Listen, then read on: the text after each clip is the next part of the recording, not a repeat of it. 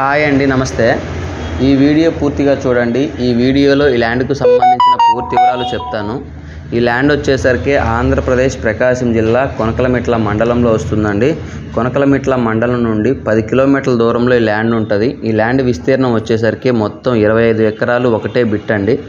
Title పరంగా ఏ problem లేదు. Clear title, registration property.